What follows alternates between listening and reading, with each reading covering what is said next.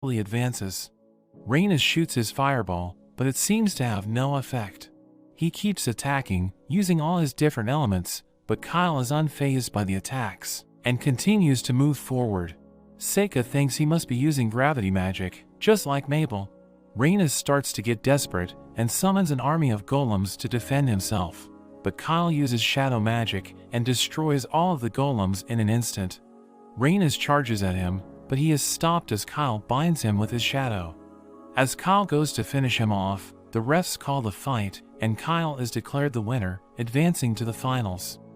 At night, Seika thinks about going back to the academy after the finals, and Yuki reminds him not to win. As he tries to sleep, Yuki suddenly transforms, saying she wants to sleep with him.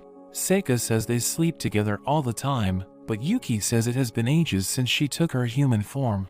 Seika gets a feeling, and notices Mabel on the roof, thanks to his Shikigami. He jumps on Yuki, making her happy, but there is an explosion, and Mabel makes her entrance. Seika prepares for a fight, and Mabel throws her knives at him. She tackles him out of the window, but he manages to back away from her. He tries to bind her with his vine spell, but Mabel is able to defend herself. She charges at him, but Seika gets away using his body double talisman. Seika manages to hold her off, and he tries to talk to her. Mabel finds it strange he wants to talk after she just attacked him, but Seika can tell that she wasn't trying to kill him. She reveals she was just trying to break some of his bones so he would have to drop out of their fight. She is determined to get to the finals, and asks him to withdraw once again. Seika reveals that he knows she is a stand-in for Amu, suggesting that her mission is to win the tournament posing as the hero to draw the attention of the devils. Mabel is surprised at how much he knows, but reveals that his information is off, revealing that her mission isn't to win the tournament, but it's to be killed by Kyle, so that the devils will think that the hero died. She reveals that both she and Kyle were trained by the Legrock merchants. The Legrock merchants take talented slave children and train them to become soldiers. She mentions that the merchants are testing Kyle to see if he has become a real soldier. Seika is curious about what she means, and Mabel reveals that when the merchants make a soldier, they do an operation where they open up the skull and engrave magic on the brain, causing the soldier to no longer feel any fear or doubt, making them perfectly obedient. The merchants train children in groups of 4, living and training together. They are taught to rely and encourage each other. But eventually, only one is chosen to undergo the operation, and they are then tasked with killing their 3 friends as a final test to becoming a soldier. Since she was disposable, they decided to use her in this mission to deceive the devils, and she reveals that she is the final person that Kyle needs to kill. Although her mission is to die, Mabel plans to make it to the finals so that she can kill Kyle. She says that Kyle killed her brother, so she wants to get revenge. However, Seika sees through her lie, guessing that Kyle is actually her brother. He can tell that her hair is dyed, and that she has the same eyes as him. Seeing that he figured it out, Mabel says that before her brother's operation, he told her that if he became a different person after his surgery, then he wanted her to put him to rest. She can no longer recognize him as her brother, because her brother would never just kill without reason, so she plans to follow his instruction and put him to rest. Seika wonders if she can even beat him, but Mabel is determined to try no matter what, since she is probably going to end up dead regardless of the result, because the merchants would dispose of her. After hearing all of this, Seika decides that he will be the one to get to the finals and defeat Kyle. Mabel is surprised to hear this, and Seika says that she doesn't need to be the one to beat Kyle. Mabel says that it's already too late for her, suggesting that he doesn't understand because they are from different worlds. She has no idea what she would do, but Seika tells her she can just go back to the academy. She knows that the merchants would never allow that, but Seika promises that he can protect her. Mabel doesn't believe him, but Seika claims that he is the strongest there is. He suggests that if her brother had a final request, he would want his sister to be able to be free. Mabel thanks him, but swears to go all out to win against him. The next day, it's time for their semi-final match. Mabel wields a gigantic battle axe in this round, saying that she is done pretending to be the hero. Seika is excited to see her real power, but Mabel calls him a noble brat, saying he has no chance. The fight begins, and Mabel goes on the offensive. She slashes through the rubble, attacking Seika, but Seika avoids it thanks to his talisman. Seika is impressed at her speed, thinking she must use gravity magic to lighten her axe. He blasts her with some stones, but she swings out of the way. She throws daggers, infused with her gravity magic, but Seika easily blocks it. He counterattacks using his vines, but Mabel breaks free. However, her axe becomes too heavy, as Seika mentions he made it 1,000 times heavier. He attacks with vines once again, but this time they are infused with mercury, making them much stronger. He grabs her axe, but Mabel tells him he won't be able to even lift it. But using one of his talismans, he makes it lighter and holds it up to her. The match is called, and Seika is declared the winner. Seika reassures her and tells her to leave Kyle to him. The finals are up next, and the fighters take their positions. Seika apologizes for disrupting their plans, but Kyle is just glad Mabel is alive so he can kill her later. Seika tries reasoning with him, but Kyle tells him to mind his own business. Their fight begins, but before Kyle can activate his eye, Seika summons a red mist that completely covers the field. Seika attacks with his flames, but it has no effect thanks to Kyle's gravity magic. Seika switches his tactic, summoning his mercury vines to restrain Kyle, but he is able to break free using his shadow magic. Kyle continues to approach, but Seika summons a gate, bringing forth a minotaur. Kyle attacks with his shadow, but it has no effect on the beast. The minotaur bats him away, and Seika suggests that if he could feel fear, he probably wouldn't have picked such a reckless fight. Seika plans to let him live, but he is suddenly afflicted by a curse. Seika sets up his barrier to block the curse, and the markings fade. However, he already took too much damage, and he coughs out blood. Kyle grabs onto him and passes on his final message for Mabel. Annoyed that he lost to a curse, he refuses to lose. He activates his technique and prepares to bring Kyle back from the dead. Yuki begs him to stop, saying the technique will draw too much attention, reminding him how things ended for him in his previous life, and Seika ends up canceling his technique. After the match was over, Kyle is gone, but Seika explains that he completely vaporized him, and the officials believe him. He is declared the winner of the tournament, and he gets to keep the prize money. He had hid Kyle's body in his void, so he could let Mabel give him a proper burial. Mabel thanks him for his help, and Seika passes on Kyle's final message. He apologizes for breaking her clover, and we see that as kids, she had a hairpin that she loved, but he accidentally broke it. Mabel cries at the memory, and she says goodbye to her brother. Mabel wonders what will happen to her now, but Seika assures her she can just go back to the academy, and he will handle the rest. They explain everything to Amu and Aoife, although Seika leaves out the part about Mabel posing as the hero.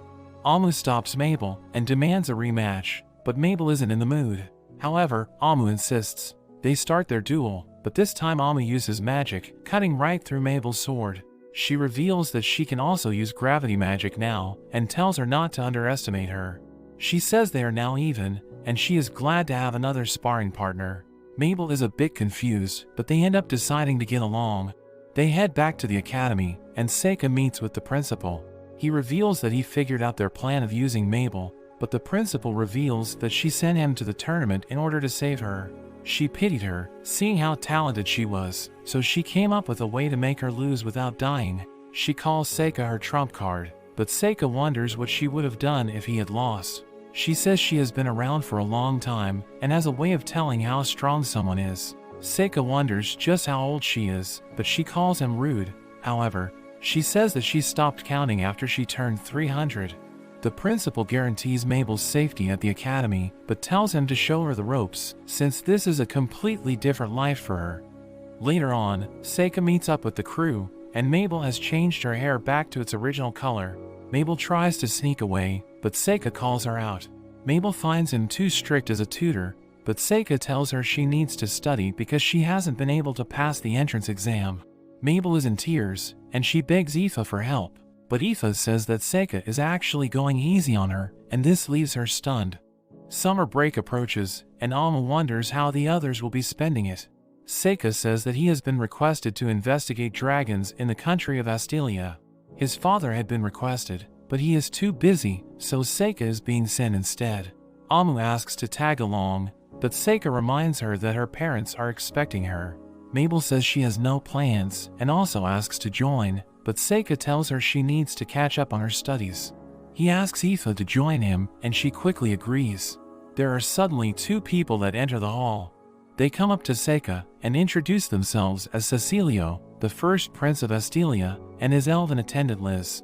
Seika exchanges greetings, but Cecilio is soon drawn to Aoife.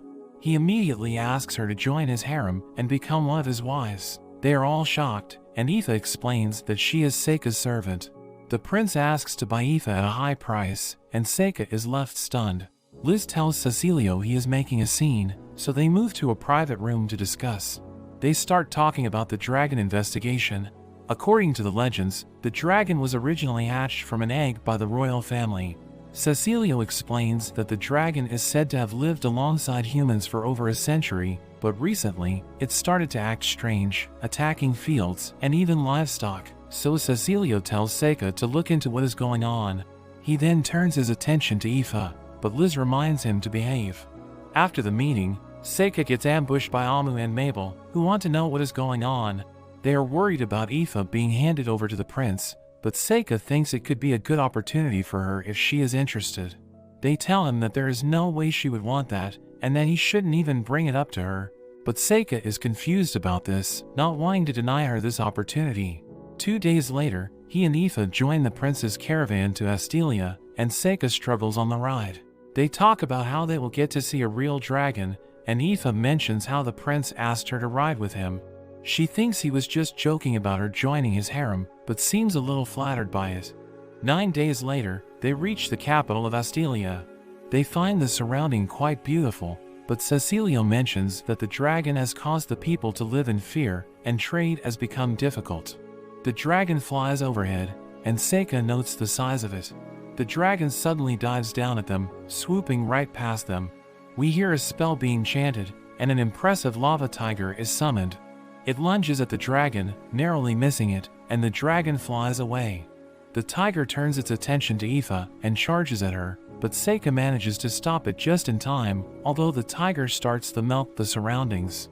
Seika rushes over, and he prepares to destroy the tiger, but it is suddenly restrained, and we meet Zek the summoner. He reprimands the tiger for running wild, and returns it back to his book. The prince comes running, and warns Zek that he almost harmed his guests, but Zek says he was just trying to chase off the dragon, saying that it's been getting even closer lately, and has started attacking people.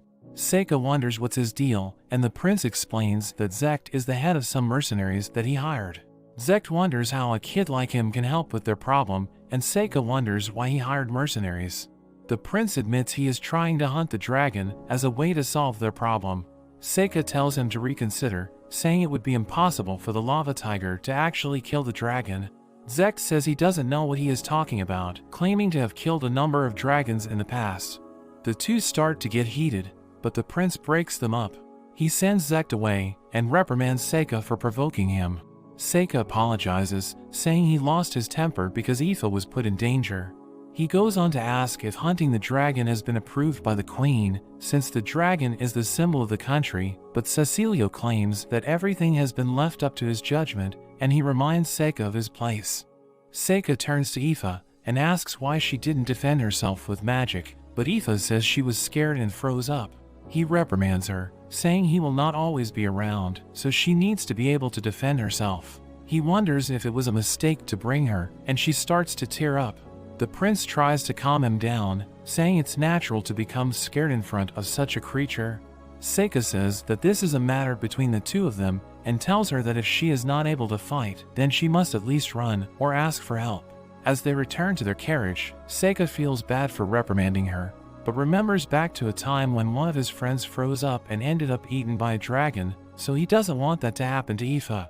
The next day, they head to the library to find out more on the dragons. Seika finds that something similar happened in the past. A few hundred years ago, the queen hatched the dragon from an egg, and it lived alongside the people. Eventually another dragon arrived in Astelia, and they started living together in the mountains. But after 50 years, the dragons became more hostile, and it was because they had a baby. Aoife wonders what happened to the babies, and they were said to have left the nest after they became adults. After another 50 years, the female dragon died of old age, and this was all 100 years ago. Aoife thinks the situation is different, since it should just be one male dragon, so it can't be about protecting their young. Seika decides it would be best to just go up the mountain to see for himself. Etha thinks it's too risky